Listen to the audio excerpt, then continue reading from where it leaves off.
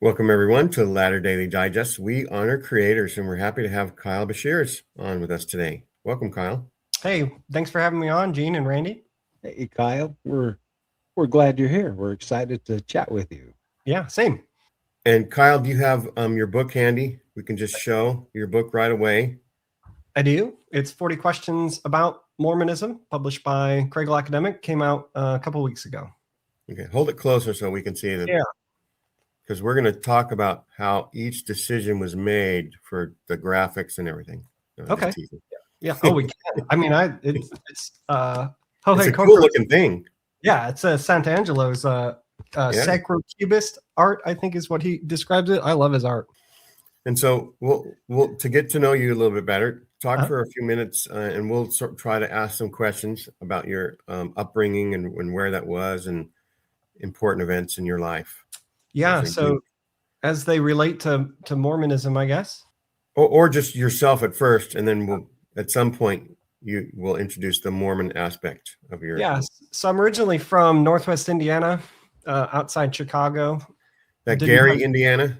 Very close. I was born in Munster and raised in Maryville. So because of the Music Man, I became very familiar with Gary, Indiana. Yeah, it's not as whimsical of a place that the musical might lead you to believe. Can we call you Winthrop, Gene? Sure. Call me Winthrop. I'll try to live.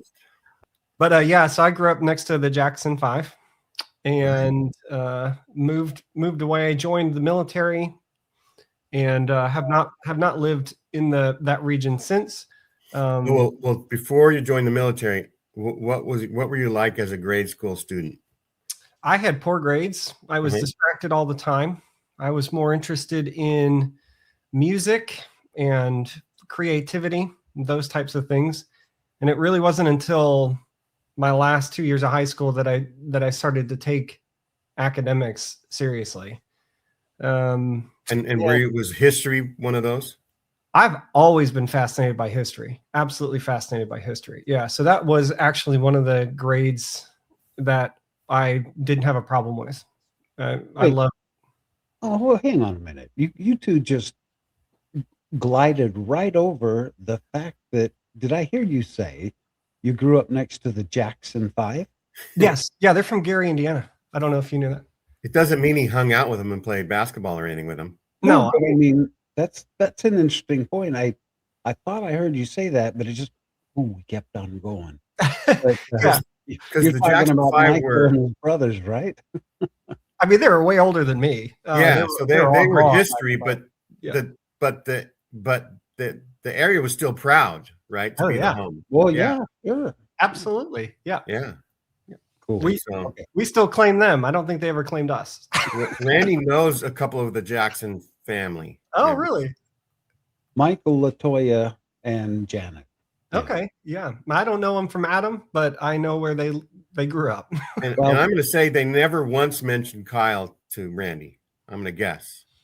I don't remember them saying anything, but you never know. In passing, you might have said something. Right. Yeah, that's right. Yeah, and I paid them to do it too. That was the worst $50 I've ever spent. I can't Somewhere, believe it. Kyle, the Jacksons are being interviewed, and they're saying they grew up in Mobile, Alabama, next to Kyle Beshears' house.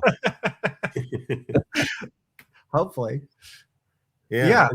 And so as you're approaching graduation, you have a choice. You can either do college or apparently join the military. Yes. And so I went the military route. Did you apply to other colleges just as a backup plan, or?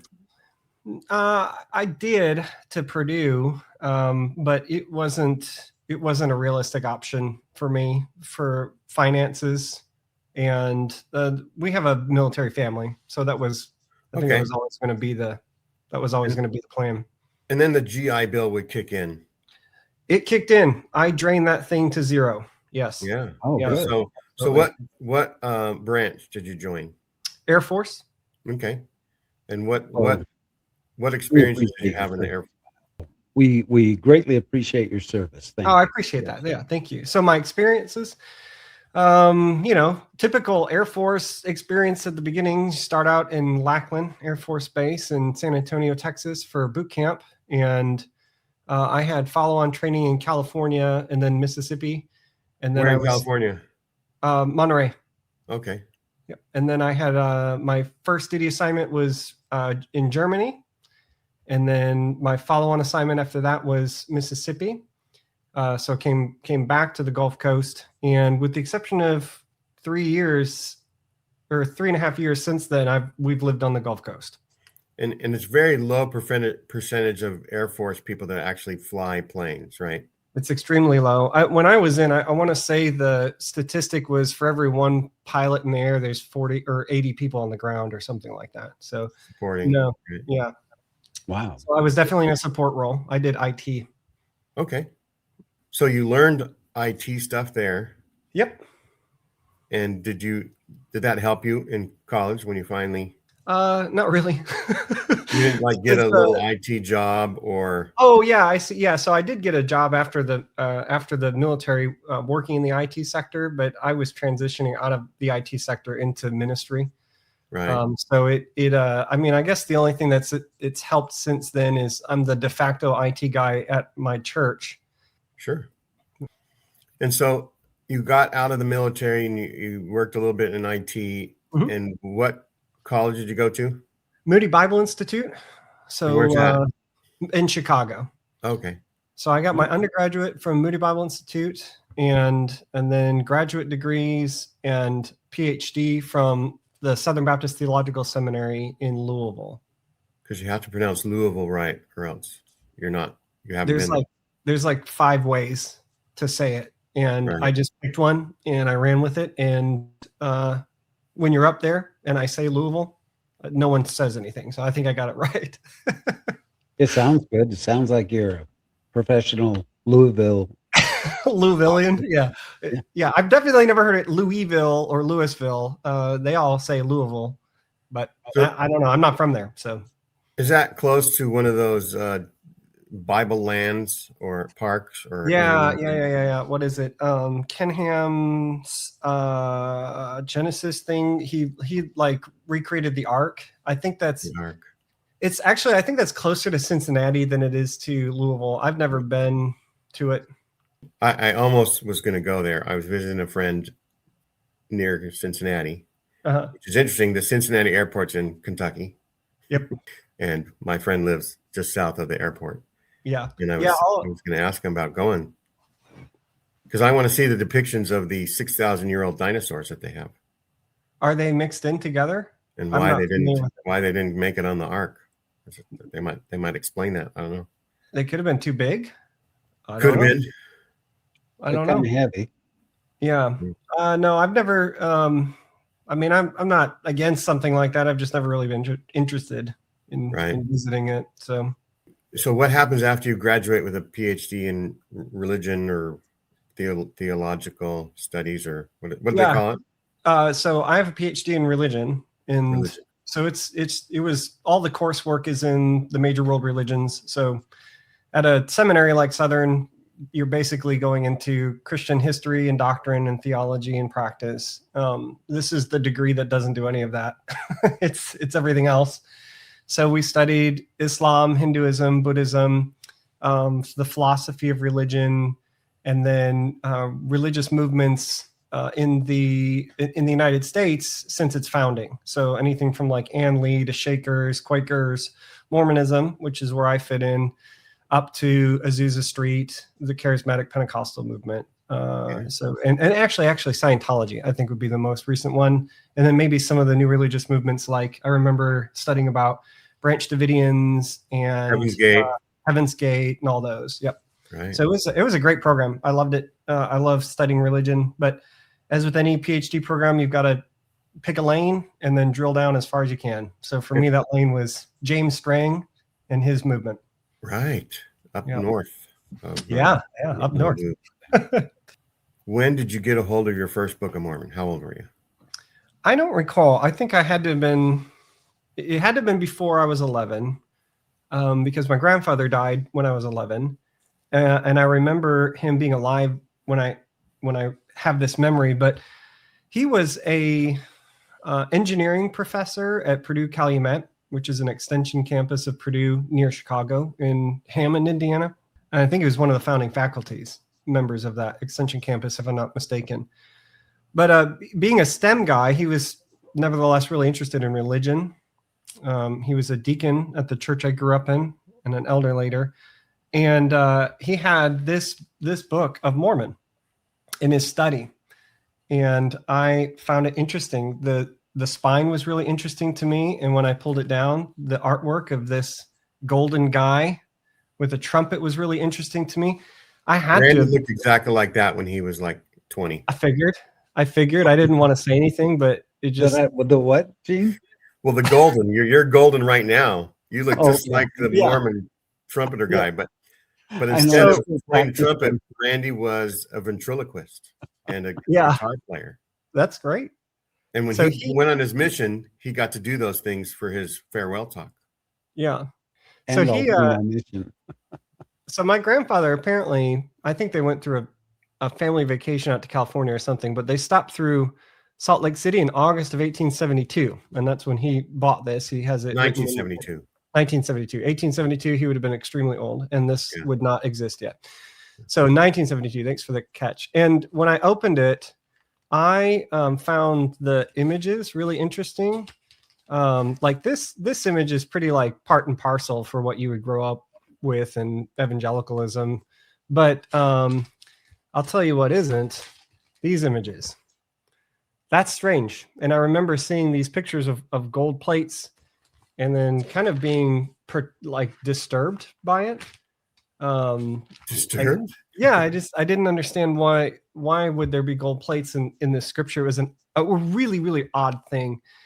And I don't know, I might not have had anything else to do with it, except my family told me that was Mormonism, and that's the Book of Mormon, and we don't have anything to do with that. We don't have anything to do away from Mormonism, but yeah. Here's an interesting book. Yeah, and I had this vague recollection of either my mother or my aunt kind of like saying like, we don't even know why your grandfather keeps a copy of that on the shelf.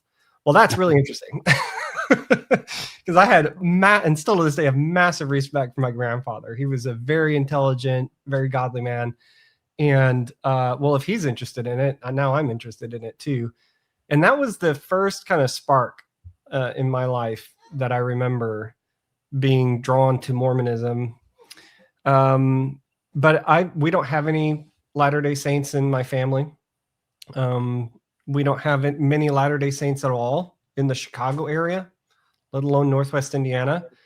And I didn't meet a Latter-day Saint until I was in my early 20s at a layover at Salt Lake, and missionaries were in a layover too in the terminal, and we talked. That was the first time I'd ever met one. Did you try to see if they had horns? No, I knew I could see them from like 3 gates away, and that's how I knew they were Mormon. And one of them tried to tuck his tail in his pants. It was too late. I saw him, so I got him though. I got him. They're evangelical today. I don't know if you knew. I gave them Kingdom of the Cults, and they were really convinced. And the rest is history. I was one of them at one time, and I lucked out because just as I was getting ready to come back to the United States after a couple of years, I could feel the 2 bumps that were they were starting to form. Yeah. Fortunately, they've gone back down. Yeah. No, that's an unfortunate slander that I think I heard echo even in my youth. Like I vaguely remember first hearing that from like older people in my church, and I don't remember where I saw it. I think there was this like American Anti-Mormonism League that formed in Kentucky in the late 19th or early 20th century. And I found some work on them that said the earliest critics of Mormonism witnessed horns. And as far as I can tell, that's one of the origination for that little bit of slander. But I remember hearing about that, and in a way, that was the way you could tell that anti-Mormon lies were not true, because if that wasn't true, everything else they said wasn't true. Yeah. No, it's an easy escape route for sure. Did you do any? you mentioned the world religions courses and talking about Mormonism and the American. Did you see any similarities with Mormonism and the other American religions? With other American religions, one of the biggest commonalities that I saw would be issues of authority. So like a really strong, clean breaking away from tradition. You see that with like Ann Lee, even to an extent, William Miller of the Millerites and the Adventist movement. But nothing like gold plates and additional scripture, temples. You have like charismatic moments as well with the Shakers and Quakers, but Mormonism is very, very unique, and I really struggled to find parallels. I was strongly advised to go down the road of drawing parallels between Mormonism and Islam. The prophet with new scripture and wives, yeah. And I considered that for about a week, and I started doing historical research into it, and I was like, this is one of the earliest accusations of Mormonism. This isn't new. And then then I was like, that's not really, it's kind of been done, hasn't it? And it's all been in polemic or rhetoric against the church. And then the more I got into it, the more I'm like, I don't think there's actually a fair parallel here, beyond the very, very surface level. So I quickly jettisoned that idea, and I'm very grateful that I did. Right, but you have new scriptures, you have plural wives, sort of. And I'm sure that Joseph Smith was influenced a little bit by it, because I think world religions and other things were taught at like Moore's Charity School. Yeah, and he self-identified as like the American Muhammad, or at least he said the Quran, the Book of Mormon is like his Quran. And I know that's in the Joseph Smith paper somewhere. I just don't know where it is off the top of my head. But I would even say like Joseph's self-awareness is surface level as well. Like if you like, is Islam and Mormonism really similar when you have after the King Follett discourse? Absolutely not. I mean, Mormonism commits shirk left, right, and center. So it's fundamentally incompatible with Islam, and that's one of the reasons I was like, this is not really an avenue that's worth going down. And have you read Ganesh Cherian's book, or do you have it at all? I have it, and I just picked it up. Because we can see from that book that there's so many influences in Joseph Smith's life that become Mormonism. Yeah. Yep. So that's what Ganesh has been helpful. I've not been able to make it through it, and it's Ganesh's fault because this thing is a tome. Well, he doesn't want people to go through it. He wants people to, like an encyclopedia. Yes. Oh, and that's how the organization of it lends itself that way for sure. So yeah, it's been helpful, especially as a thought provoker, and kind of like a waypoint for me, but I have not made it all the way through. I picked it up at a conference last year, and that was the first time I met him. John Whitmer in Independence. That's the first time I met Ganesh. So yeah, Ganesh is a good guy. I like him. Yeah, he was a fun hang. Randy, we've done a show with Ganesh. Have you done do you remember? I think at some point or another, yeah. Yeah. And there's way more shows. He's recently been writing something, and we're gonna talk to him again soon. So sweet. All the way from New Zealand, right? Is that where he's from? Yep, New Zealand. Yeah. And I'm gonna try to convince my wife to fly there to visit. That would be a good You're trip. trying to convince your wife to fly there to visit, or you're convincing her to let you fly there and visit? The key is the flying is going to be the hardest convincing. So we're going to have to. She's only done little jaunts from like the farthest one was from here to Minnesota, where her brother, she visited her brother, but she hasn't gone across country. Well, maybe you could drive if she's afraid of flying. Yeah, so we could just drive to New Zealand. Yeah. Yeah. So. No, I think that's right. I think Let me know how it goes when you get to California, because that part's a bit There's gonna fuzzy. be some rough going there for a while, but Yeah. So yeah, but Ganesh and I are fast friends from our second meeting.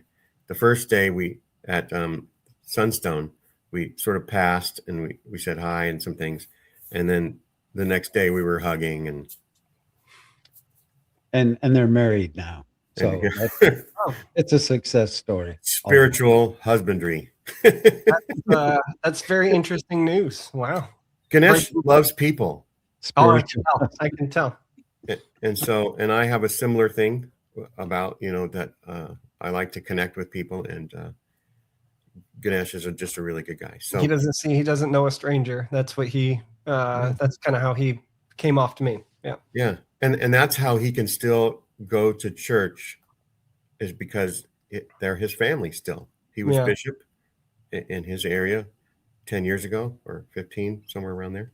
Mm-hmm. And he's still connected with the people. He values the work that he did as bishop and the connections he made, and he still loves people, and it doesn't matter what his current beliefs are, because if you think about it, everybody has their own independent beliefs about whatever their religion is in some way, right?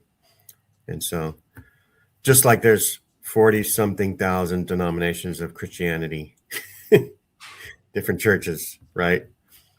And so there's a lot of that going on. Yep. So when did the thought of writing a book of this type of material cross your mind? When I was asked if I was interested in writing it. So you were approached by a publisher? Yes. And they asked around, who's not doing anything this year?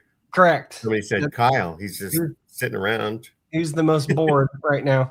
No, so this is a part of a series. I don't know if you can. Yeah, you can see them. This is part of a series called 40 Questions About from Kregel, which is a evangelical publisher. And the idea behind this series is to give readers a short, concise introduction. So it's very much 30,000 foot view.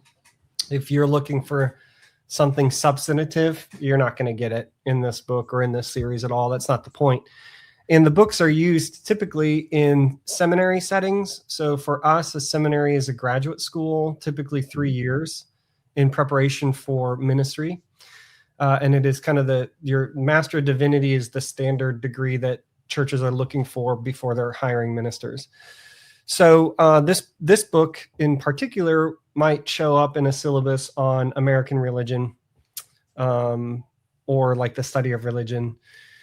I also wrote for interested laity, so people that want to do like a book study, and they want to learn more about Mormonism.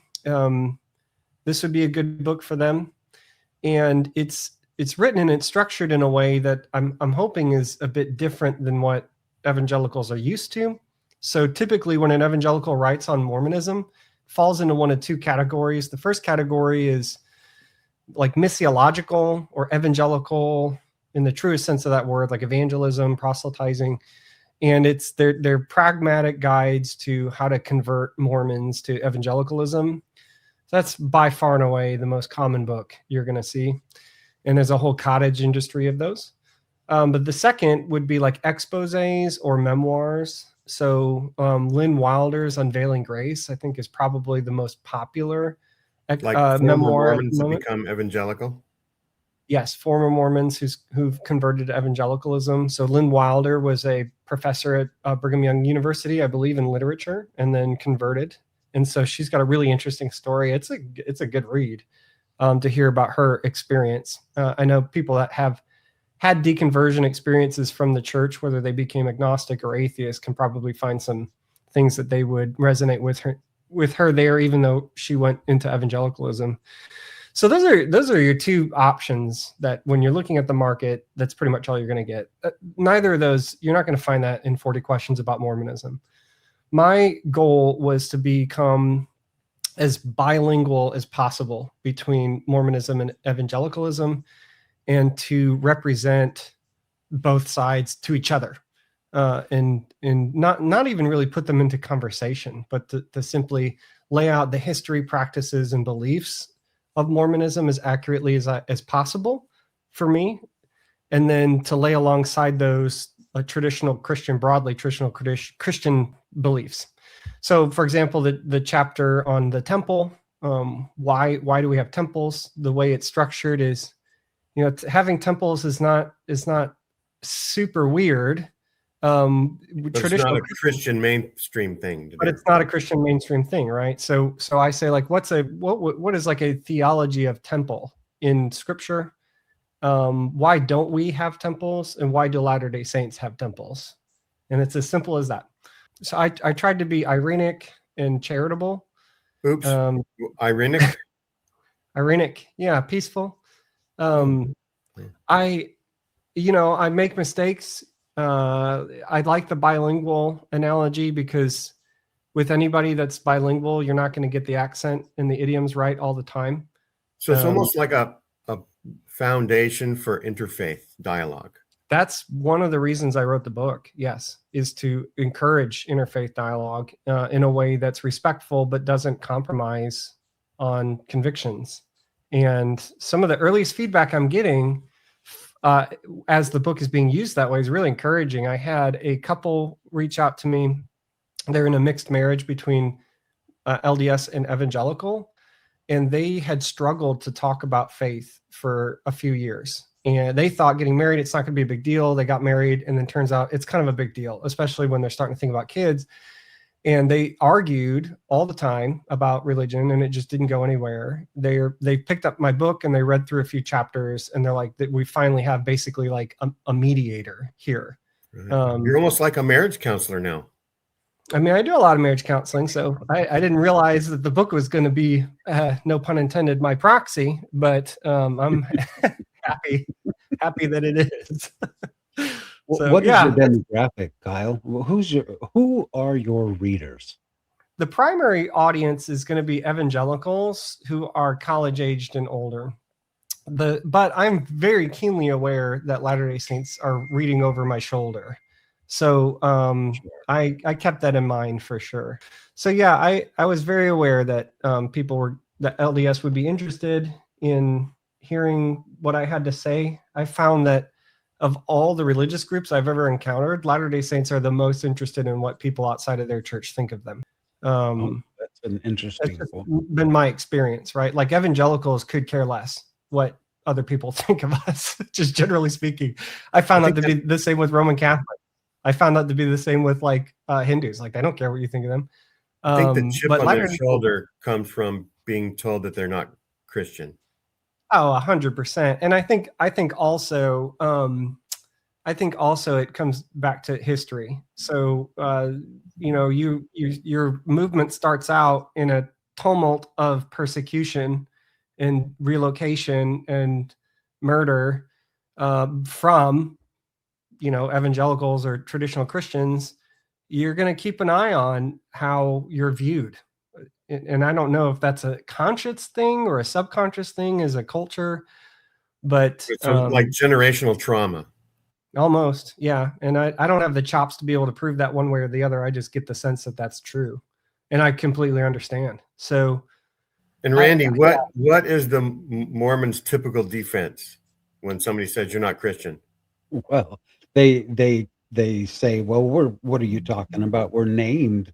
That's right. Jesus Christ in our name. Jesus Christ is in the name of our church. How can we not be Christian? That's what I remember, the familiar retort. Kyle, yeah. I'm really anxious, and maybe we're not at this point yet, but I would love to know your reflections on the Book of Mormon and its origin, and if you think there's any legitimacy to it. Yeah, the Book of Mormon is really interesting to me. I'll admit at the outset that I'm drawn more towards history than I am towards theology and scripture when it comes to Mormonism. And so the Book of Mormon, for me, I'm typically thinking about it or talking about it, not for what's in it, but for what it is or what it represents. And in my view, and this is not a unique view, you see this in like Richard Bushman, for example. The Book of Mormon is in a symbiotic relationship with Joseph Smith of co-authentication, of authenticity.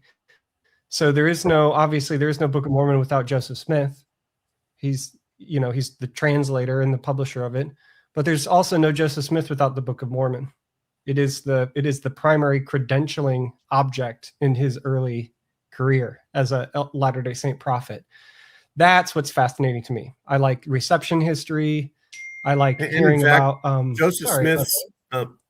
Joseph Smith's like original call was to bring forth the Book of Mormon, and then later on, when he wanted to maintain his power and authority, that seems like that's when the Melchizedek priesthood and other angelic visitors sort of popped in there, and that got a few of the early members riled up a little bit, and that's why lots of the witnesses left the church and lots of other people, because he was making changes, and they're like, your first calling was to do the book. Why are you adding this other? I never heard of another priesthood before. It seems like, early on he wants all things to be done by common consent. He wants people to experience the same thing he does in his gift of prophecy. But and this is something that John Turner in his recent biography does a really good job of drawing out, that as Joseph Smith begins to sense competition, the structure of his authority shifts. So you have the introduction of the Melchizedek priesthood. You have ecclesiastical offices that develop more into a hierarchy and continue to do so through the Kirkland period. And you see hints of it too, like at the very beginning of the church, if I'm not mistaken, at Fayette, he's like the first elder and apostle of the church. And then the other titles kind of come shortly thereafter. It's almost at first they're a bunch of foodies getting together, enjoying each other's recipes. And then at some point there's too many cooks in the kitchen and he has to be the head chef. I mean, also, like, what is he, like 24, 25? Yeah. I mean, well, I remember being 24. I knew everything. And I was not thinking about tomorrow.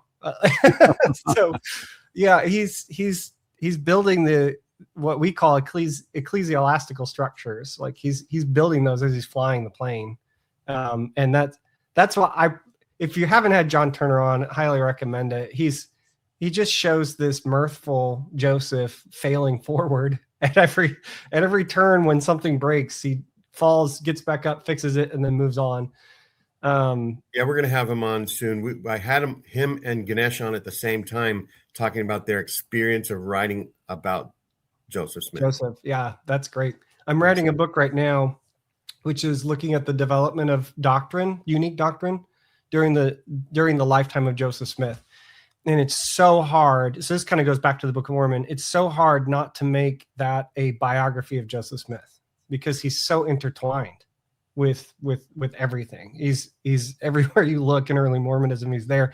And I'm trying to bring like other voices and other perspectives that are surrounding Joseph at the time. But man, it's nearly impossible.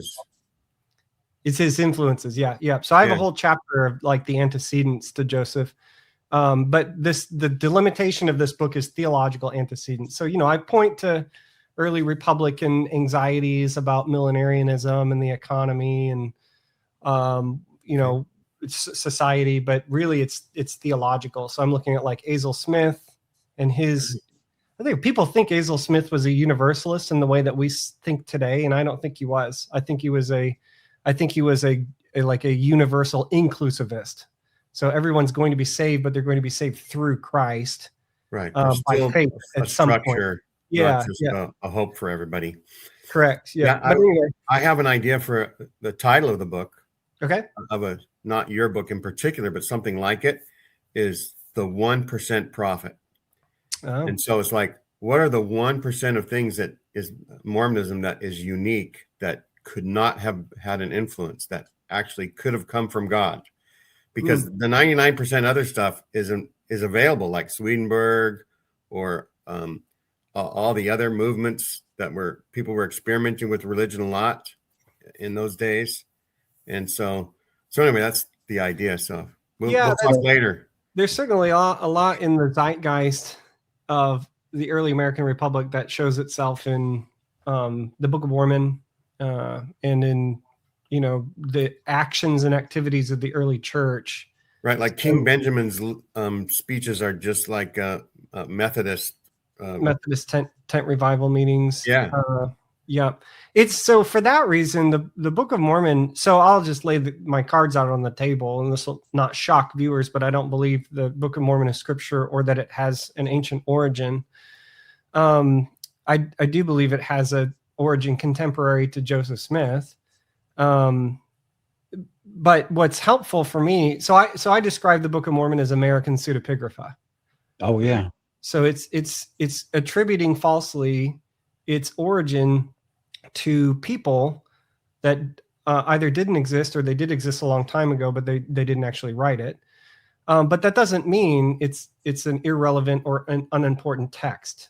Like, let's say, for instance, what is it? Deutero, Isaiah, and all those are like pseudepigrapha. So I would classify something more like Gospel of Thomas as pseudepigraphal, right? So you have apocryphal works and then pseudepigraphal works. So like the Maccabees are apocryphal works. Those are historical works that might have, I don't know, they might have myth in them, but they weren't written like 500 years after the fact and then falsely attributed to authors. Oh, so more contemporary. Yeah, exactly. So I would say, like, I struggle to see how the Gospel of Thomas was actually written by Thomas. It seems to be a Gnostic in influence, and the Gnostic Church was trying to create for itself its own text to describe its theology to its people, and maybe even convince people to join their movement, which is fine.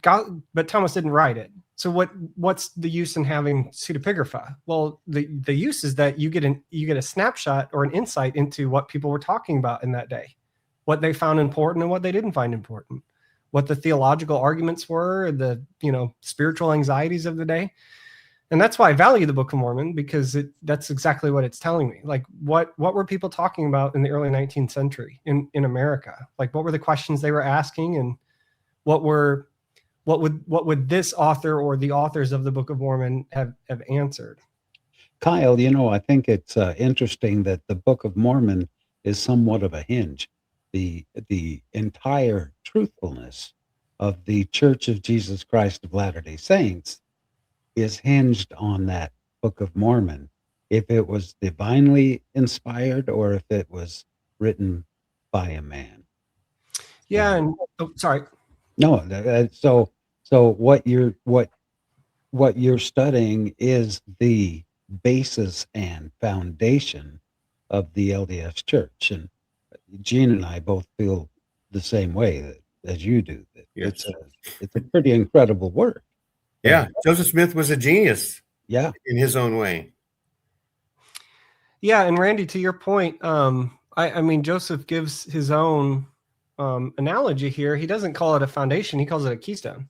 Yeah, and I think he knew exactly what he meant by that. If you remove the keystone, the entire structure falls, and so it's no wonder to me that there's a lot of that. When I talk about the Book of Mormon, I can just sense with Believing Latter-day Saints they're getting a bit nervous here. And so I try to be very careful, but I'm not going to conceal my convictions or beliefs about it. I do want to talk about it in a respectful manner. I'm not somebody like Mark Driscoll who's going to use it as a doorstop, call it demonically inspired, that kind of stuff. But I think also... you have other American religions that were formed in upper state New York. You have the Adventism, and you have Jehovah's Witnesses. A lot of their foundation is from the same sort of burned over district. And so they are creating their religions just like Joseph, but Joseph is the one that says, I have a book. Right? Yeah. I mean, and that's an incredible claim to materiality and tying it to history. And I think what made Joseph's story so compelling to early Christians is that I think early Christians felt a little bit unmoored from their history, and yet Joseph says, no, we're actually being grafted into a history of a people that God has been willing and working through here on this continent. I mean, isn't that incredible? So I think it goes beyond the Book of Mormon's asking and answering the question, if God's so just and people need to hear the gospel in order to be saved, then why did he wait 1400 years to bring the gospel to the indigenous people here? I think it's obviously answering that question, but I think it's doing more. It's saying all of the things that you thought you were only tangentially allowed to experience, you are being directly grafted into God's work today. And so that, I mean, that's, people wonder, like, why would you convert and follow Joseph Smith? Like, why wouldn't you? I get it. I understand why they did. They weren't stupid dupes. Like, they wanted to be a part of the story that Joseph was telling, and it was a compelling one. Well, and Joseph, they didn't have DNA tests back then. They did not. No. And that wasn't coming around for a while. Joseph appealed to people with I think it's an incredible stroke of genius, teaching that families and loved ones can be together forever in the eternities. Solving his own family's problems. Yeah, if they adhere to the gospel and pay their tithing, and it's evolved into all of these requirements. But in the beginning, people are like, what? I can be together forever in the hereafter, the spirit world. And I think that is what really attracted so many people, was that he was presenting a way that eternity pans out. Mm-hmm. And if I'm a farmer in 1835 and somebody says that I'm a God in infancy and that I can be a joint heir with Christ and become, have a mansion in heaven and share in that and streets paved with gold. Yeah, sign me up. Maybe they throw in 100 virgins too. That would be another motivating factor for maybe some other religion. I think too. So to add to the family, the eternality of family, I've become convinced that Joseph was also trying to create an eternal, like, tribe, or an eternal people, because the family unit's just one node in this, like, expanding matrix of people that are being sealed together. Right. But I mean, Randy, I think you're right that proxy baptism and linking families together was a really powerful draw. I think of Jane Neiman, the first person to be baptized in the Mississippi on proxy. It was for her son. Like, she wanted to be with her son in the afterlife, and Joseph promised that was possible, and she did it immediately. And it's anecdotal, but it doesn't surprise me that was the first instance that we see of proxy baptism. And I have a personal story about that. Okay. I have pioneer side on my mom's side and convert sides on my dad's side. Mm-hmm. And my grandmother had lost a couple of children. And when the missionaries came to her house and said, you can, raise those children in heaven and be connected with them, forever through our church, that was attractive to her. Mm-hmm. And so that's how my dad ended up becoming a member and then meeting my mom at a church function. And the rest is history. Yeah, it's interesting because this only works in the ideal. Because I've met Latter-day Saints who have left the church because their family was a mess. And one of the reasons is they didn't want to be sealed to their family for eternity.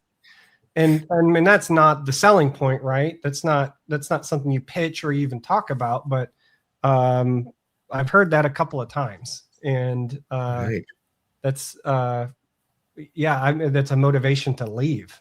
Yeah, some families have a black sheep in the family, and some families are almost all black sheep. Black sheep with one white sheep, and the white sheep's like, I'm out. I'm out of here. Yeah. And so, did you read the other 40 question books, sort of like or just like, did they want you to pattern it the same in a Yeah, way? the series is, I don't know how old it is, but I had one assigned to me when I was in seminary, so it's been around Okay. for a while. So I read one on biblical interpretation, I think, or it was for a New Testament class.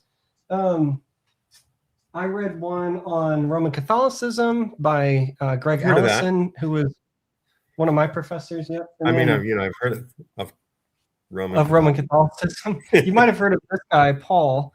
Randy and I heard that Roman Catholicism had some other name in the Mormon Church, but I've heard we won't say it. Yeah, but I've read this one too. This is co-authored by one of my friends, Miguel Echeverria, and it was on the Apostle Paul. So I have other ones. I almost think the Apostle Paul was like Brigham Young, as far as really like moving their religious movement forward. Oh, I see. Somebody's likened. Was it? No. Yeah, somebody's likened Brigham Young to the Apostle Paul. I can't remember. To me, like the Apostle Paul had like Madison Avenue skills. Oh, really? Where he could promote his vision of Christ and sell it. He was like a good salesperson. Yeah, so I've preached through Acts, and that guy gets beat up a lot. So he would have to be a Madison Avenue. Madison Avenue with the Fight Club. MMA. Yeah. There you go. But his being so prominent in the New Testament, right? Yep. And tying sort of everything together and saying this is how churches are supposed to be run. He's like the one that did it. The Mormons believe that Christ founded a church, and he basically was just like a rabbi that preached things, and it was Paul that founded a church. To me, yeah, that's interesting. I wonder how much of because I've heard the like the original structure of the church was present in the New Testament, and that's hard for me to see. So right, the first presidency and the 12, obviously, that's not hard to see. But even the Mormon Church is backing away from the great apostasy. I've read. I recommend to people Standing Apart. Have you read that book? Is that Patrick Mason? No. It's Miranda Wilcox and John Young. This is a great kind of not a reevaluation of the great apostasy, but maybe like a historical, theological, and practical look at it. And are they LDS? They're LDS, yeah. It's a bit more charitable. And I mean, they come to the conclusion that, like, look, the great apostasy has to have happened as far as like authority is concerned. But there wasn't a dark ages, and Christians were really just the okay apostasy. It wasn't all that great. The okay apostasy? Yeah. I think for the narrative, the narrative's necessary. That you can't just get back away from it and say like there was no great apostasy. But if you restrict it's like the narrative gold plates and that then DNA and stuff. There's a lot of things that pull away that's causing the Mormon Church to become more Christian in a way, in my opinion. And so if they slide right into it. I think though, if you go too far, if you pull the thread on the great apostasy too much, then you really are not very much different than like the Puritans, like the proper and the separatists of like the Church of England, because they were saying a lot of the same things that Joseph was saying just 200 or 300 years before. And they were seekers. The Roman Catholic Church is the whore of Babylon. Not even the Anglican priests can claim true authority. Joseph Smith didn't even come up with that. I mean, I don't think so. There was Randy and I, everything Randy and I heard growing up came from God through one of his prophets, especially Joseph. And now we're finding out that it exists in the zeitgeist. It was around. When I first heard Dan Vogel talk about the seekers and the other things as just like it just in the mound builders myth, all those things was just there. But Dan sees Joseph as a pious fraud. Yep. Somebody that's trying to bring people to Christ in his own way. And that somehow saves him from other sins that he might have committed earlier. Like I sent my children on missions to save me from not going on a mission. So similarly. So Joseph Smith and I are like indistinguishable sometimes. Same. Yeah. I know it's uncanny. I cannot tell those two apart. Yeah. He wore that hat too. I am pretty sure. Yeah. I've seen. If Joseph Smith were alive today, he would be a podcaster. Yeah. Oh, I have no doubt. And when they came out with that daguerreotype, I was like, that's not Joseph because the hat, he doesn't have the hat. So that was how I knew. But yeah, I think there's a lot of antecedents to Joseph that Latter-day Saints might be surprised to learn that it's there. I think historians in the LDS Church are starting to pull those pull them on stage and discuss them, which I think is good. The unique thing with Joseph, though, is like he goes to where the restorationists go, like Alexander Campbell, and then blows right past the red line that every single Protestant held, which was the authority of Scripture. It's like that movie, that mockumentary. Most people just dial up to 10. We go to 11. That's it. Yeah. Joseph went to like 11,000. Because he doubled down all the time. Bringing back temples, you've got not just newly discovered Scripture, but newly created Scripture in the Doctrine and Covenants, and it's almost like early Mormonism would like have a fast growth rate, and then something would happen, and it would like half the people would leave. And then it would have a fast growth rate, and then half the people would leave, and then a fast growth rate, and then the priesthood causes people to leave. Yeah. Then a fast growth rate, and then the anti-bank banking society collapse. Yep. And then a fast thing, and then Nauvoo stuff happens or whatever. And then I understand that there was lots of people who went to Utah for Zion, and then went right back to the Midwest because it wasn't bearing fruit for them, right? It didn't seem like all that was promised. But a lot of the converts from England, they had all their money in getting to Utah, and they had nowhere to go. They had to stay in Utah. And so and I think when I talk to Latter-day Saints about the secession crisis, like why would anybody follow Strang first to Wisconsin and then Beaver Island? Like thousands. They couldn't afford it. They sold everything they had to go from New York and Pennsylvania and New England to Missouri and then to Illinois, and that's it. Like they're tapped out. They have to stay in the region. They literally can't afford it, even if they wanted to go. So it was either finances, they were just drained and they were impoverished. And James is like, hey, let's start basically like a poverty relief society. And James used the same playbook. Hey, here's some scripture I wrote. Oh, he showed the plates though. This is different. Right. So James didn't have witnesses that he had to rely on. He actually showed people the plates, and I have a little fun artifact a friend made me. That approximates the size of the plates. They were tiny. They were about the size of dog tags. Yeah. And then so it's almost like the thing where if you have an Egyptian symbol, it could be worth 1,000 words. It could. That's all new to me. That's incredible. They were they're approximately this size. Yeah, they're very, very small. And he would keep them on his person, and then when people would ask to see them, he would show them. And John Hamer has done work in this, and I've done some work in it. And he pioneered it. He got like 85% of the way there. I took it the next 15% to get it there. I believe, and he believes, these are 100% back translatable. In other words, James Strang created a language that could stand up like scrutiny in a court of law, because he was a lawyer and I think he knew what he was doing.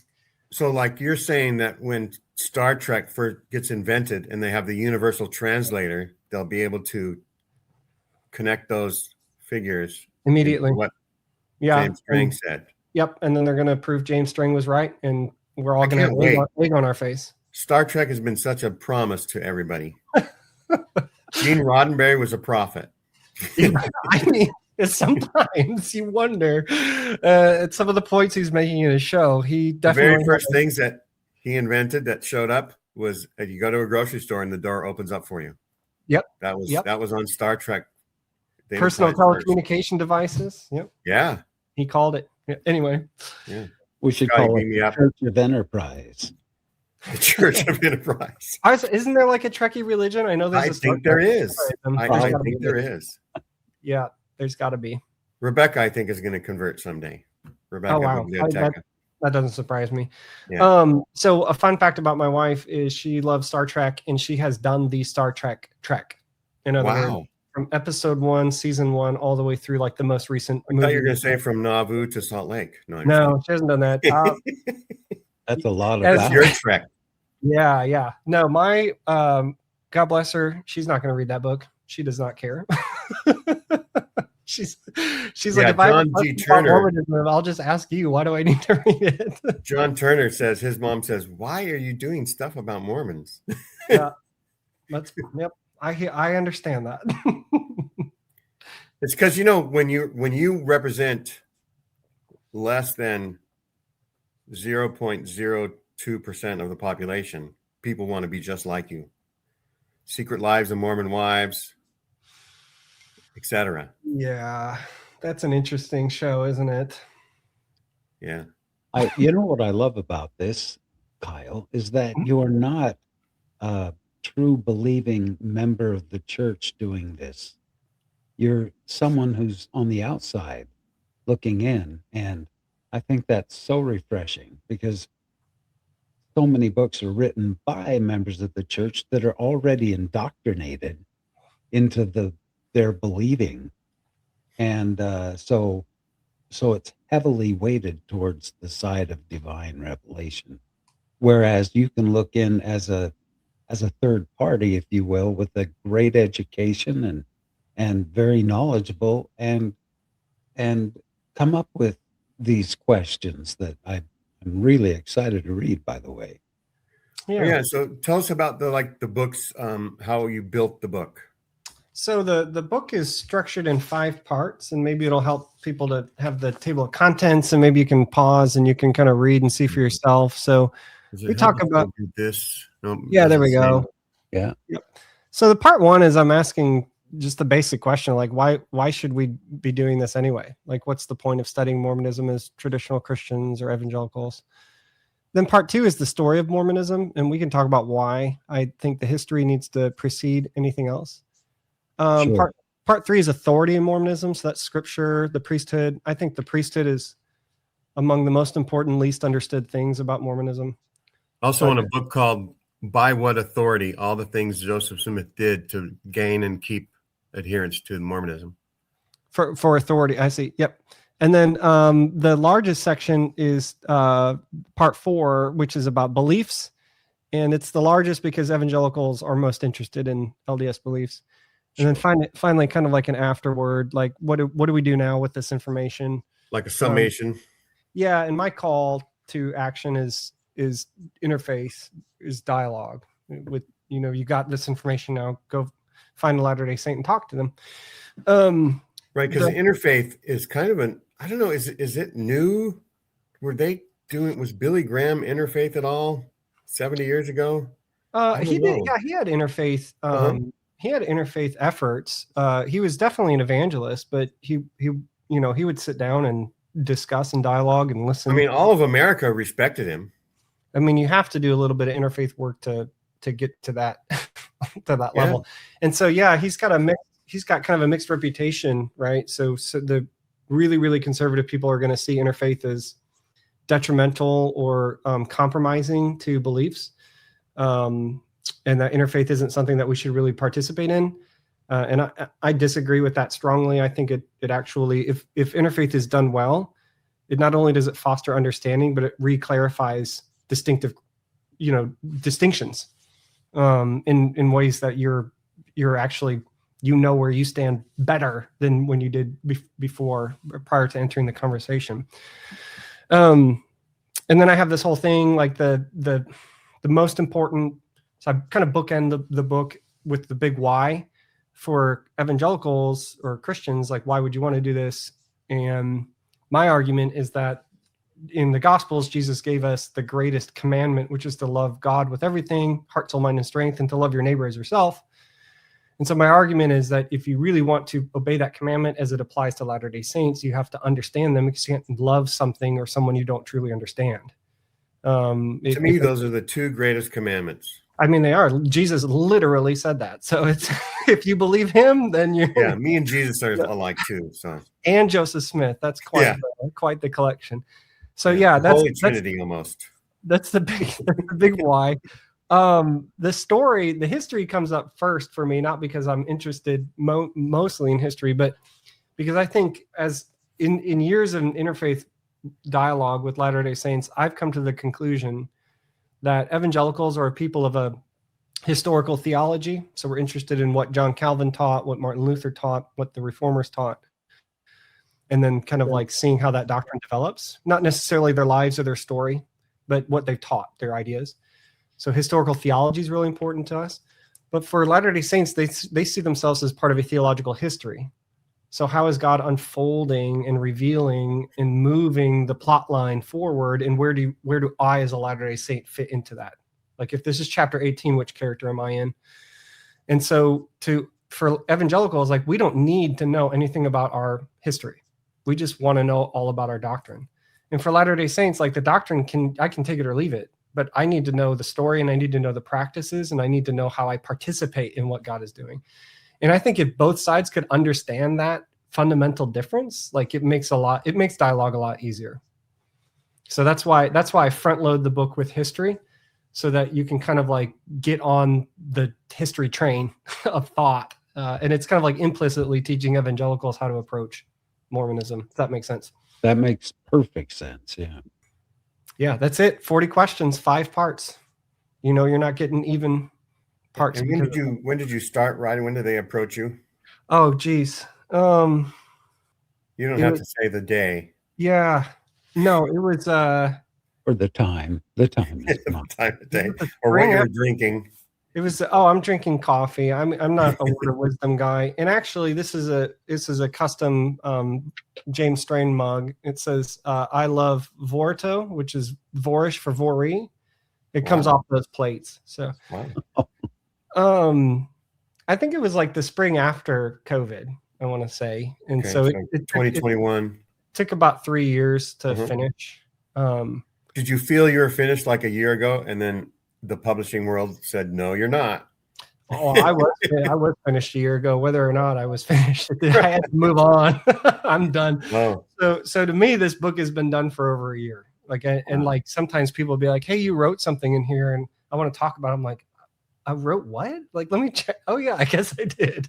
Were you able to write it and get it pretty close to published the way you wrote it, or did the way I do push back on things? Yeah, the way I write, I don't like giving editors stuff that they have to really wrestle with. You're not going to give them 800 pages and they're saying, rewrite this to 260 pages, please. No, I know editors' time is valuable, and what I want from editors is content feedback, not grammar feedback. So when I work with an editor, I give them as clean of a manuscript as possible, and I ask them like, please give me. Are you really good at English, or do you just have friends that read over things for you? No, I'm pretty good at writing. I consider myself a pretty good writer, and so it's easier for me.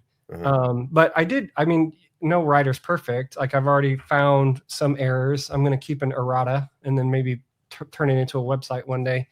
But I had people look at it. I had letters. So here's what I did. This was just an aha moment.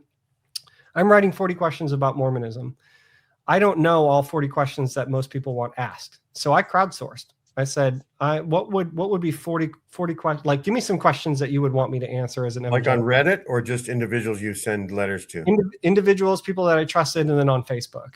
And so I think about, I'd say about 10 of the questions in there I did not anticipate asking. Like, is Mormonism, think of a couple? Is Mormonism an American religion?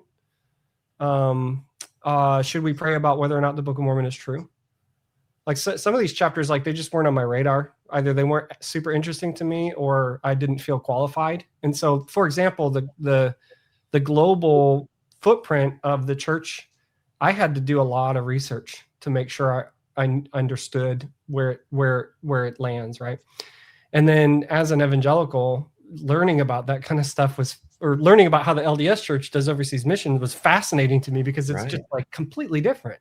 I always wonder if I had 8 billion people praying, whether I was very like Jesus and Joseph Smith, if I would get maybe a couple 100,000 followers because they would feel good about it. Maybe, I don't know. You've told me you're like Jesus and Joseph Smith, and I would just caution Gene against starting your own group. It usually doesn't go very well. But yeah, the global for the early founders. No, it does not. No, you don't want to be that much like Jesus. Yeah, the global church thing was interesting because our missiology, so like how do evangelicals do overseas missions, is we don't have two-year mission trips. You're either committed to the mission field for the rest of your life, or you're going there or you're going there in short spurts and you're supporting the missionaries. So we have short-term and long-term missions. Yes, short-term mission teams come and support, and it's usually a couple weeks to a month. And then long-term missions, they're there for the rest of their life if they can stay there. So I remember like missionaries like moving to China in the early 1900s. Were those evangelical? Yeah, we don't expect them to come back. Yeah, no, and they were just going to be there forever. And same thing like in Africa, similar things happen. Yep. Same thing. And the other thing too is here's what's different between especially early Latter-day Saint missions. It's not this way today, but early Latter-day Saint missions and like Protestant missions. Protestant missions, and I suppose Catholic too, but I can't speak for them. But for Protestants, what we do is we go there and we train up indigenous leadership to like pastor lead their own people. And we try very hard not to export like Western norms. We try to contextualize the gospel for that particular culture and say, hey, this part of your culture, like this is great, keep it.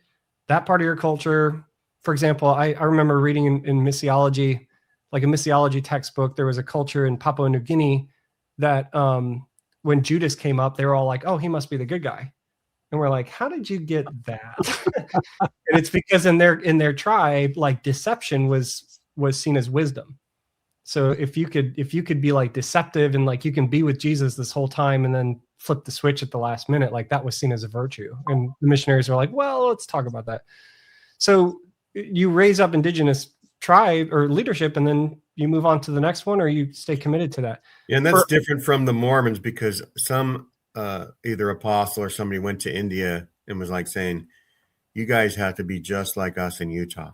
But he didn't say it that way, but he basically said, you know, our way is our culture is the right culture, which didn't sit well with some people. I think it was like 10 years ago that happened. Yeah, and I don't know. I found an interesting statistic, and I hope it's still true, that there's more Latter-day Saints in the state of Indiana than there are in the country of India, which is wild when you think about it.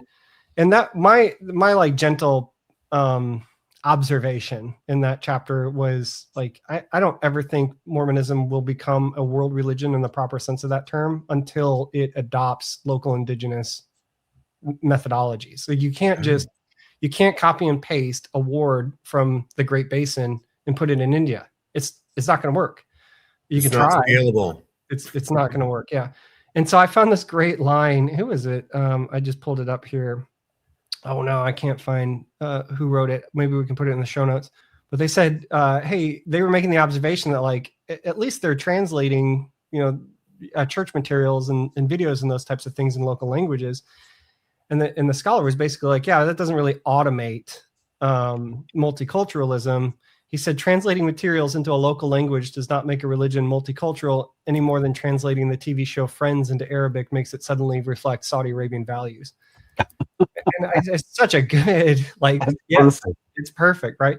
So yeah, I didn't anticipate writing that. That was the other thing. Early Latter-day Saint missionaries were not interested in setting up, not primarily interested in setting up churches overseas. They wanted them to gather. That's right. Gather to Zion in Salt Lake. Yeah, there's no way you're going to get evangelical missionaries who go overseas and they're like, you need to pack up and go to America. It doesn't even register. Kimball said sort of like gather in your own areas. Yeah. So it wasn't until decades after the church was founded. So that was a really interesting chapter. Sometimes people are like writing a book is more learning than it is writing. And that was certainly the case with this chapter for me. Wow. it's all so intriguing to me. So mention. Oh, go ahead, Randy. No, that's all. I was just saying that it's really interesting. Like I said, to hear someone on the outside talk about the studies of the Book of Mormon and the culture. So yeah, love it. And hopefully in like a respectful way, right? I'm not trying to. Yeah. No, you're presenting it's a foundation for interfaith. That's it. That's what. Yes. Yep. Exactly. And tell us other podcasts you've been interviewed where you've been able to explore the book a little bit more in case people want to learn a little bit more about the book before they buy it. Yeah, there's going to be a flood, I think, coming out in late spring. But the one that I've done most extensive discussion on right now is Steve Pineker's Mormon book reviews. And I might start on Steve Pineker's Mormon book reviews. Did you? Okay, great. Yeah. Great. So I joke with Steve because he does a lot of like current events stuff. He's following the Chief Mitiga stuff really closely. And I was like, hey, why don't we do an actual Mormon book review? So we were able to do that. Yeah, because that's what he said originally. Like he did some Mormon book reviews, and then it became all about interviewing people. Yeah. Not necessarily reviewing the books and stuff. Right. He did you ripped your book to shreds on that show? Did he? No, I think No, I don't mean rip it. I mean investigate it to depths. Oh, wrong analogy. He read it. He found the things that he thought was most interesting. Okay. We discussed it. So I had a really like long form interview. I think we went like 2.5 hours. So I hope most of it's in there, but it's a small podcast, but it's a good one called Contested Christianity with Skylar Hamilton. He's out in Utah. He gets some really, really good guests. Is he like an interfaith guy? Like he's ex-LDS and is Presbyterian now. But is very intelligent, and he takes each guest as they are, if that makes sense. Like you go on Mormon Stories and just read the whole book in 8 hours, I think. Yeah, but then like I don't know, we might get sued by my own publisher for. That's right. Then that would be an instant audiobook that they would have to get money for. Yeah, I don't think that's a good idea. And then I've got some other podcasts that I did the recording when I was out in Utah. They'll be coming out. But how about Ward Radio? Did you get on Ward Radio? I did not, and I'll say it publicly. I'm not super interested in being on Ward Radio. I don't know them personally. It's just that environment's not my jam. So I think they're so talented that I can't wait for them to see the light. Well, we'll see. Yeah, would love to talk with them privately. I don't think sure I would ever jump on that show. But, has Bennett, either of the Bennetts? We've got to do one. Yeah, we were supposed to do one when I was in Utah last week, and it fell through. So he's interested in doing one like this over Zoom. So we got to get that scheduled. Yep. Right. I like Rick a lot. He's a good guy. Yeah.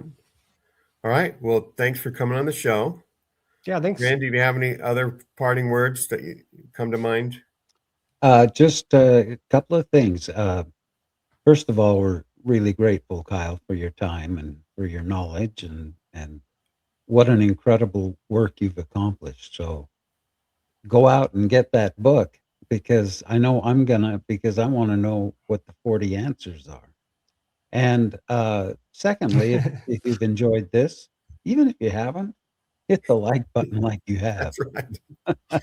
No, we know you've enjoyed it. If you'll hit the like button and remember to subscribe because, that's what helps us get these great guests that we have. And thanks, Kyle. I've known Kyle for a little bit over a year. We were able to share lunch in the Monterey Bay area. Mm-hmm. And it was fun. It was fun. Yeah. We need to do it again, like at John Whitmer or MHA or something. Yeah.